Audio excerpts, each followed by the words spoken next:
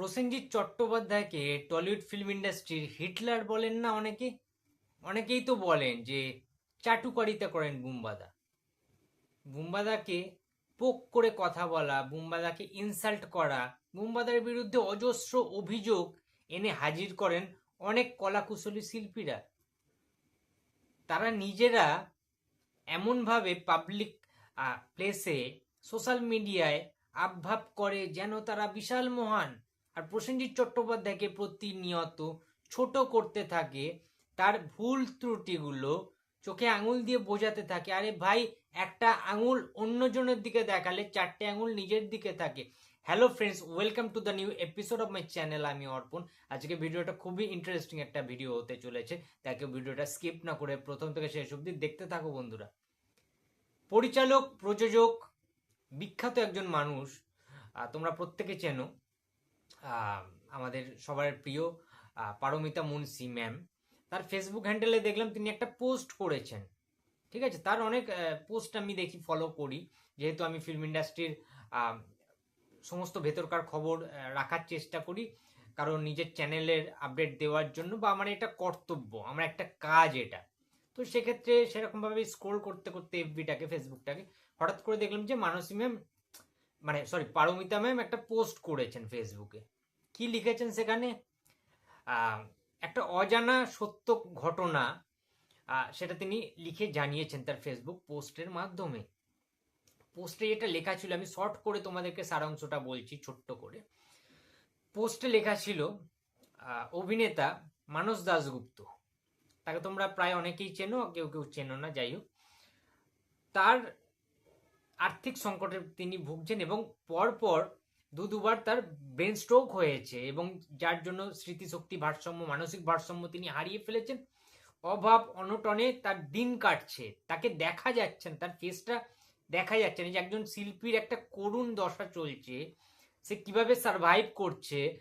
একটা শিল্পীর খারাপ সময় যখন আসে, আর্থিক দুরবস্থা, সেখান থেকে দাঁড়িয়ে সে যে স্ট্রাগলটা করছে, সে কতদিন বাঁচবে আমরা কেউ জানি না। বাট সেই খারাপ সময়টাতে আর্থিক সংকট মেটানোর জন্য তিনজন তার পাশে ছিলেন, যেটা কেউ জানতোই না, আমরা তো জানতামই না, যদি না পারমিতা মুন্সি ম্যাম তার ফেসবুকে সেই লেখাটা লিখতেন। ইয়েস, সেই সত্য ঘটনাটা কি তোমরা শুনতে চাও? তাহলে শোনো। মানস দাশগুপ্তর এই হাল, এই অর্থনৈতিক অবস্থা মেটানোর জন্য যারা আর্থিকভাবে সাহায্য করেছেন তাকে, তারই প্রিয় কিছু শিল্পীরা, তার মধ্যে তিনজন, আমাদের পারমিতা মুন্সি নিজে, দেবদূত, তোমরা সবাই চেনো দেবদূত স্যার, এবং বুম্বাদা, প্রসেনজিৎ চ্যাটার্জি স্যার। ঠিক আছে, এবং বেশিরভাগ তার সিংহভাগটাই, বেশিরভাগ টাকাটাই আর্থিকভাবে সাহায্য করেছেন প্রসেনজিৎ চট্টোপাধ্যায়। কই, প্রসেনজিৎ চট্টোপাধ্যায় তো এই কথাগুলো বা এই কথাটি কখনো জাহির করে সোশ্যাল মিডিয়াতে, পাবলিক প্লেসে, মিডিয়াকে ডেকে বলেনি যে আমি অমুক জনকে, ঠিক আছে, হেল্প করেছি, সাহায্য করেছি, টাকা দিয়েছি, এত টাকা আমি দিয়েছি। বলেছেন কি বুম্বাদা? বলেননি, বলবেনও না। প্রসেনজিৎ চট্টোপাধ্যায় মানুষটা অন্যরকম। ঠিক আছে, কাউকে কিছু দিয়ে সেটা আবার জাহির করা যে আমি এটা দিলাম, এই এই জিনিসটা না ছোট লোকের প্রমাণ। ছোট লোক স্বভাব তো আর প্রসেনজিৎ চট্টোপাধ্যায়ের নয়। প্রসেনজিৎ চট্টোপাধ্যায় অনেক মহৎ মানুষ, অনেক মহান মানুষ, কিন্তু তাকে ছোট করার চেষ্টা করে অনেকে এক লাফে গাছে ওঠার চেষ্টা করে। প্রসেনজিৎ চট্টোপাধ্যায়ের লেভেলে, প্রসেনজিৎ চট্টোপাধ্যায়ের মতো মানুষ খুব কম আছে ইন্ডাস্ট্রিতে।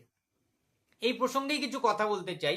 জিতু কমল, ফিল্ম ইন্ডাস্ট্রিতে এখন তোমরা প্রায় শুনতে পাবে, সোশ্যাল মিডিয়াতে বা ফেসবুক খুললে বিশেষ করে, বাপরে বাপ, প্রতিবাদী সত্তা, আলাদা লেভেলের প্রতিবাদ। জিতু কমলের মতো প্রতিবাদী মনোভাবের কোনো শিল্পী আজ পর্যন্ত টলিউড বাংলা ফিল্ম ইন্ডাস্ট্রিতে জন্মই হয়নি, কারোর জন্মায়নি কেউ, বিশ্বাস করো তোমরা।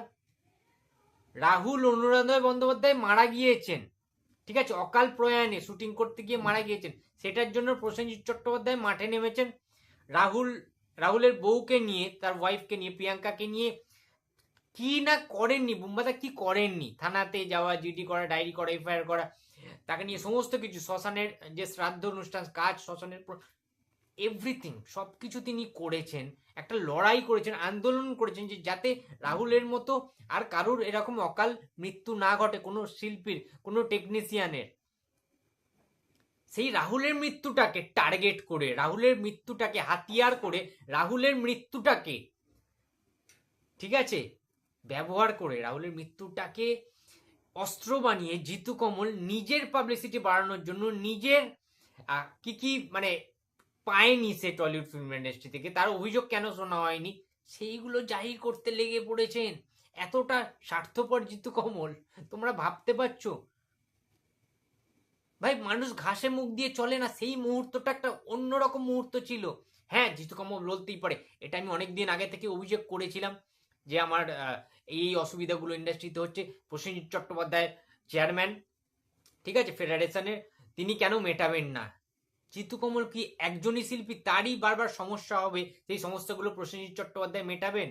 নাকি সরকার বদলে গেছে বলে, সিটটা বদলু হয়ে গেছে বলে মুখে বুলি ফুটেছে, প্রতিবাদী সত্তাগুলো জেগে উঠছে ভেতর থেকে? ব্যাপারটা আসলে কি সেটা আগে জানতে হবে ভাই। ব্যাপারটা আসলে খোলসা করে কিন্তু ব্যাপারটা জানতে হবে যে বারবার জিতু কমল প্রসেনজিৎ চট্টোপাধ্যায়কে কেন টার্গেটটা করছেন। প্রসেনজিৎ চট্টোপাধ্যায় তো জিতু কমলকে মাথায় বন্দুক টেকিয়ে, পিস্তল টেকিয়ে বলেননি যে তুই কোনো কথা বলবি না ভাই, আর তুই আমার এনিমি। জিতু কমল কি প্রসেনজিৎ চট্টোপাধ্যায় শত্রু নাকি? মানে হাস্যকর বিষয় সেটা তো নয়, নিশ্চয়ই কোনো কারণ ছিল। আর সবচেয়ে বড় কথা, একটা সিটে কেউ বসে থাকা মানে, বা কোনো সরকারে কেউ বসা মানে, ঠিক আছে, নতুন সরকার হওয়া মানেই যে প্রত্যেকের একেবারে পাই টু পাই কথা শুনতেই হবে, ঠিক আছে, একটু দেরি হওয়া চলবে না। হ্যাঁ, এরকম পাই টু পাই কি সবকিছু কারেক্ট হয়?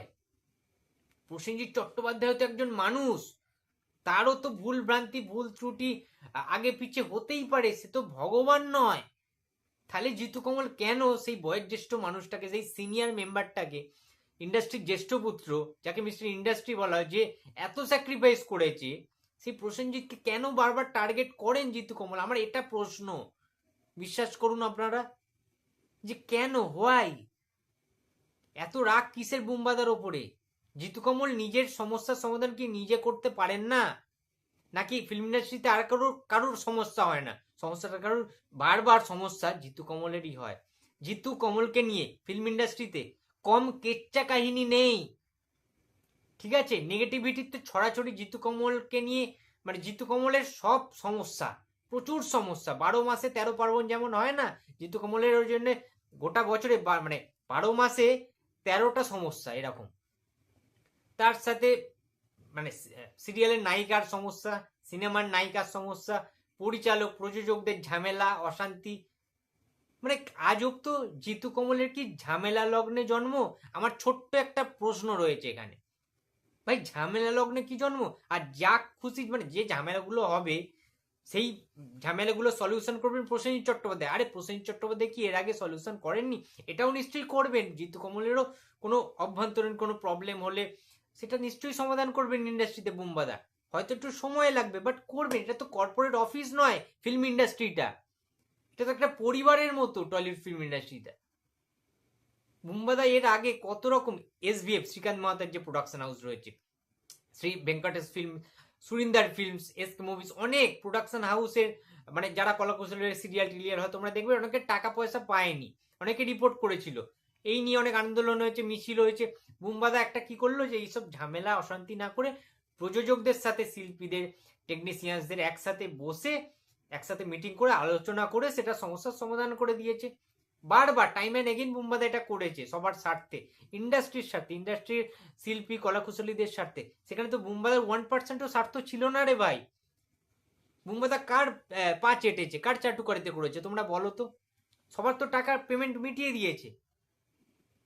তাহলে বুম্বাদার সাথে, বুম্বাদা এমন একজন মানুষ না, সবার সম্পর্ক ভালো, যে কোনো পার্টি পলিটিক্স, যে কোনো সরকার বিরোধী দল, সবার সাথে বুম্বাদার সম্পর্ক ভালো। সুতরাং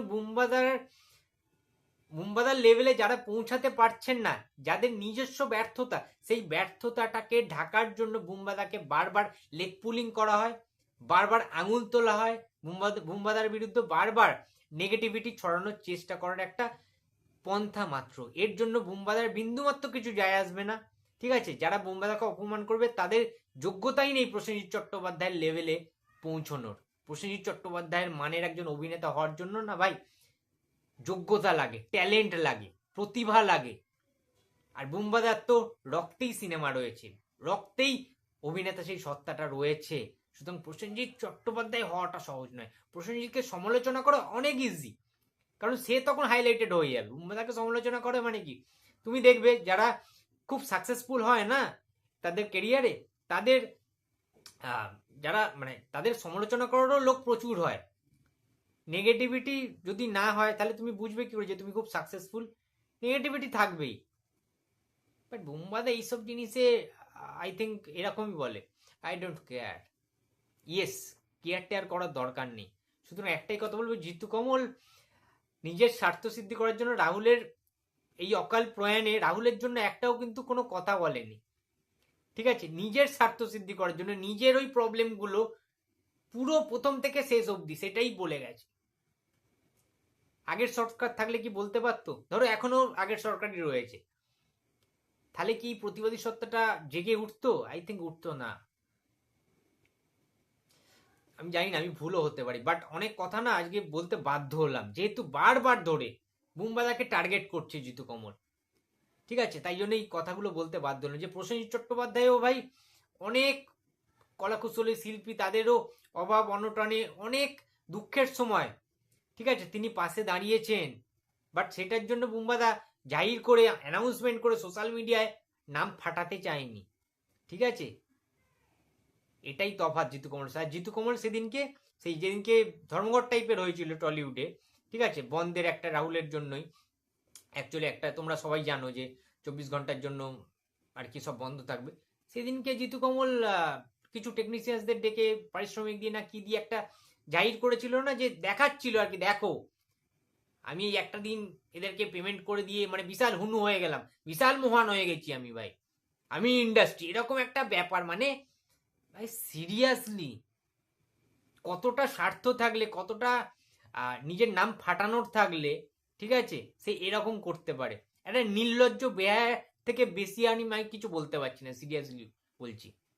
মানে কতটা নির্লজ্জ এইরকম ভাবে প্রত্যেকটা দিন, প্রায় প্রত্যেকটা দিন তোমরা ফেসবুক খোলো জিতু কমলে তোমরা দেখতে পাবে যে প্রসেনজিৎ চট্টোপাধ্যায়ের জন্য মানে উনি মানে কি বলবো যেন চরম শত্রু। প্রসেনজিৎ চট্টোপাধ্যায়কে নিয়ে বারবার অপমান করেছেন বুম্বাদাকে, ডাইরেক্টলি অপমান করেছেন প্রসেনজিৎ চট্টোপাধ্যায়কে, বিভিন্ন ইন্টারভিউতেও বলেছেন ভাই বুম্বাদা নাকি চাটু কাটতে করে। ভাই বুম্বাদা নাকি পা চাটে, সব কার পা চাটে বুম্বাদা? আজকে যদি পা চাটারই হতো, বুম্বাদা যদি কারোর পা চাটতো ঠিক আছে তাহলে তো যে কোনো এমএলএ এমপি হতে পারতো, বুম্বাদা একটা বড় মন্ত্রীও হয়ে যেতে পারতো। সিপিএম এর আমলে বুম্বাদার পিক টাইম ছিল আমরা জানি 90s-এ, তারপরে তৃণমূল সরকার এসছে, কংগ্রেস, সমস্ত পার্টি, বিজেপি থেকে শুরু করে প্রত্যেকটা পার্টি, প্রত্যেকটা পলিটিশিয়ান মেম্বাররা ঠিক আছে যারা যারা হেড, তারা তারা বুম্বাদাকে অফার করেছেন তাদের পার্টিতে জয়েন করার জন্য। বুম্বাদা কি আজ পর্যন্ত কোনো পার্টির ঝান্ডা ধরেছে নাকি কোনো পার্টিতে জয়েন করেছে, ভোটে দাঁড়িয়েছে? আজব ব্যাপার তো, কোনোদিন কেউ দেখেছে এটা?